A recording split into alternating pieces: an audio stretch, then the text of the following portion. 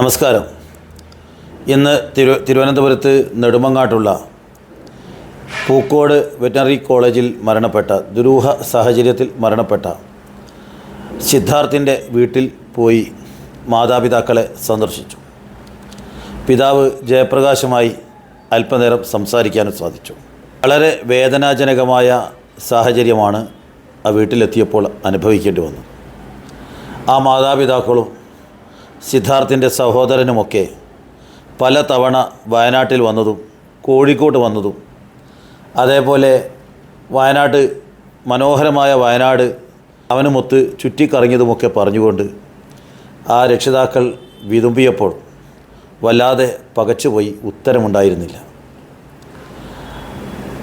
സിദ്ധാർത്ഥിൻ്റെ സ്വപ്നം BVSC കഴിഞ്ഞാൽ അച്ഛാ എന്നെക്കൊണ്ട് PSC എഴുതിക്കരുത്, ഞാൻ ജോലിക്കല്ല പോകുന്നത്, എനിക്ക് MSc ചെയ്ത് PhD ചെയ്ത് എനിക്ക്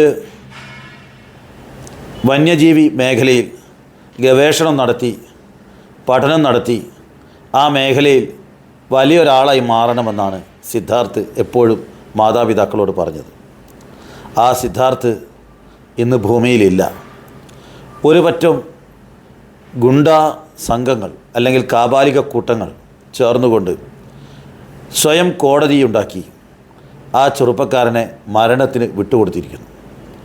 മുഴുവൻ പ്രതികളെയും ഇന്ന് കേരളത്തിലെ പല കലാലയങ്ങളിലും ഇത്തരത്തിലുള്ള ഗുണ്ടാ വിളയാട്ടം സർവ്വസാധാരണമാണ്.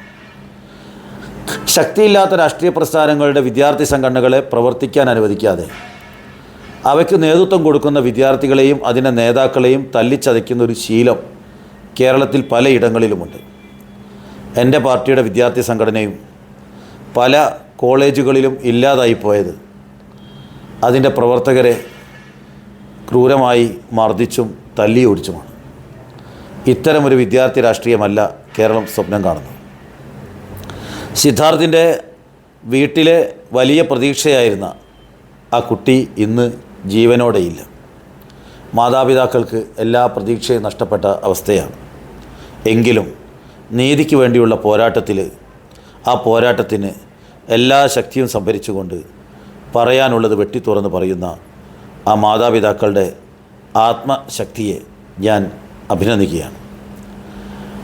ആ കുടുംബത്തിൻ്റെ ഏറ്റവും വലിയ പ്രതീക്ഷ നഷ്ടപ്പെട്ടു പോയ സ്ഥിതിക്ക് എനിക്ക് സർക്കാരിനോട് അഭ്യർത്ഥിക്കാനുള്ളത് ഇതാണ്.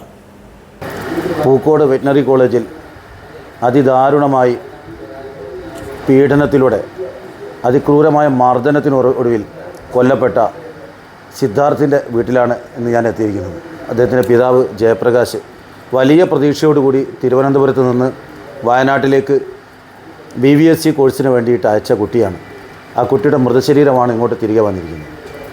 യാതൊരു ദയവുമില്ലാതെ 3 ദിവസം ക്രൂരമായ മർദ്ദനത്തിനൊടുവിൽ കുട്ടി വെള്ളം പോലും കുടിക്കാതെ മർദ്ദനമേറ്റ് അവസാനം മരണപ്പെട്ട വാർത്ത പോലും ആ രൂപത്തിൽ ഗൗരവത്തിൽ കുടുംബത്തിൽ അറിയിക്കാൻ പോലും ഉത്തരവാദപ്പെട്ടവർ തയ്യാറായില്ല.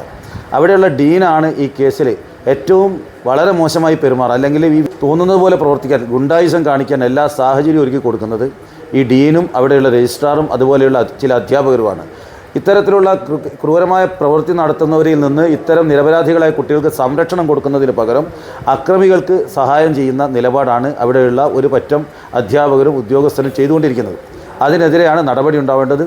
ഇതിനെതിരെ വളരെ ശക്തമായ മുഴുവൻ പ്രതികളെയും ഈ കൊലക്കുറ്റത്തിന് കേസെടുത്തുകൊണ്ട് ജയിലിൽ അടയ്ക്കണം. വലിയ പ്രതീക്ഷയോടുകൂടി അയച്ചൊരു കുട്ടി, ആ കുട്ടിയുടെ ജീവൻ നഷ്ടപ്പെട്ടു പോയിരിക്കുന്നു.